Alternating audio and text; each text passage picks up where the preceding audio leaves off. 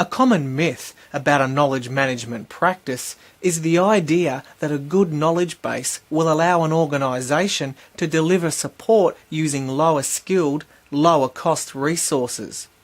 In KCS, this is not the case.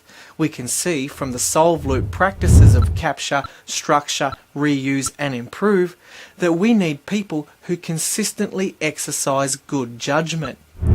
If in the process of solving a customer's issue we find a KCS article that we feel resolves it, we should review the KCS article to ensure that it is relevant and technically accurate.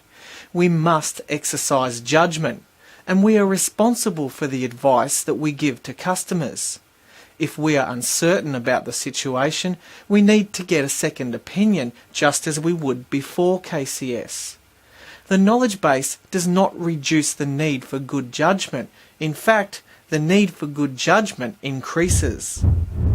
Now, let's look at the evolve loop in detail. So recapping, there are 4 evolve loop practices: content health, process integration, performance assessment, and leadership and communication. Let's break them down into more detail. Each organisation has a broad spectrum of content that contains valuable, reusable information. Historically, technical content like manuals and design documents have been very structured, often following rigid templates and static in nature. Normally, this information is often only altered during product service updates. However, as collaboration has become more real-time, valuable information is being shared in dynamic forms like instant messaging, email, and telephone conversations. This diagram, called the content continuum, displays both ends of the spectrum for the types of content traditionally found in an organisation. It outlines the scope of content that KCS can contribute to and influence.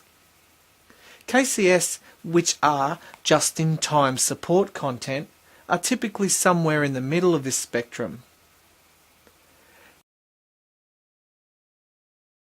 KCS provides a methodology and a set of practices for consistently capturing information in a way that is both structured enough to be useful and dynamic enough to suit the rapidly changing environment of technical support.